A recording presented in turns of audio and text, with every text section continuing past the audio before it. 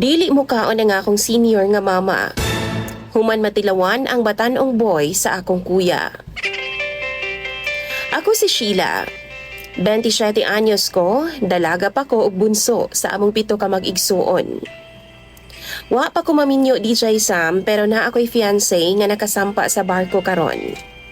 Sa Davao gid ko nagtrabaho. Dito na pud ko namirmihan. Ni pauli lang ko diri sa among lugar kay gitawagan ko ni kuya kay kailangan daw ko ni mama. Halos 1 week na siya nga dili mo kaon og tarong DJ Sam. Kay tungod na siya'y tao nga ginahandom. 3 ka buwan ang milabay. Niabot si mama ilahan ni kuya. Kini si mama man gud namo DJ Sam. Naglibot-libot ra ni sa iyahang mga anak kay tiguwang naman. Suri-suroy na lang ba, laglaag na lang. Karon diri na pud siya kang kuya DJ Sam. After 1 month sa iyang pag-abot, sige siya reklamo nga sakit lagi daw ang iyang puson. Hangtod nga nag-ihi na siya dugo DJ Sam tapos na anay nana. Naalarma na pud sila kuya ug iyang asawa. Mao to gipa-check up nila. Nagtuo sila DJ Sam nga simple ra nga UTI. Infection sa ihi ba? Pero pag check up sa hospital, gi-refer sila dito sa OB. Naa daw infection sa ari si mama. Pasabot, asa niya nakuha ang tanan DJ Sam? Ingon sa doktor, nakuha lang sa pakipag-sex ang maong infection. 66 years old na si mama DJ Sam. Wa na pud mi papa kay patay na dugay na.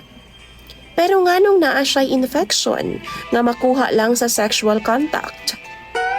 Mao to gibali-balig pangutana ni Kuya DJ Sam si mama. Nagyaw-yaw si kuya og suko na pud. Deny pa kay si mama DJ Sam. Pero kadugayan, niangkon siya.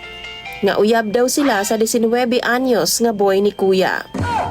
Wa kuya pi. Gipatawag namo silang duha DJ Sam. Nag-atubangay gyud mi. Pero ingon pa ang boy ni kuya nga si mama lagi daw ang gapang akit sa iyaha. Muadto daw sa iyang kwarto, hubo na daw. Usahay, nakatapis daw og tuwalya og bag-o daw ligo.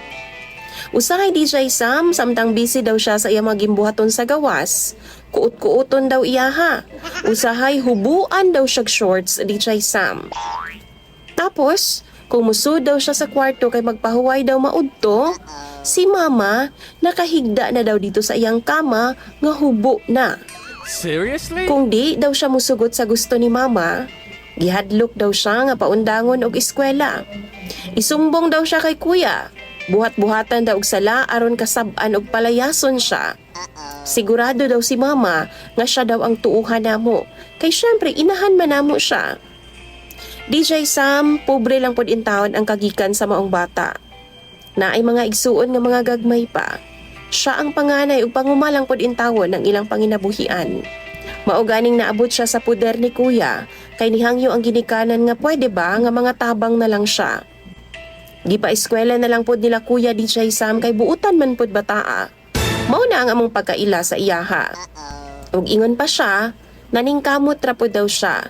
Di daw siya gusto nga maundang sa eskwela. Maong wa siya'y nahimo, gituma na lang daw niya ang gusto ni mama. Sigihan daw siya glugos ni mama DJ Sam. Kung sila rang duha ang naa sa balay. Karon sa side pod ni mama, naa daw sila'y relasyon duha. Wa daw niya gipugos kay kagustuhan daw nilang duha. Nagkahinigugmaay daw silang duha DJ Sam matod pa ni mama. Sa kasuko ni kuya no, gibalhin una niya ang yahang boy dito sa kang ate sa Cagayan. Ug dili una niya paadtuon si mama. Bawal si mama mo adto Cagayan DJ Sam aron di sila mag-abot ug magkita.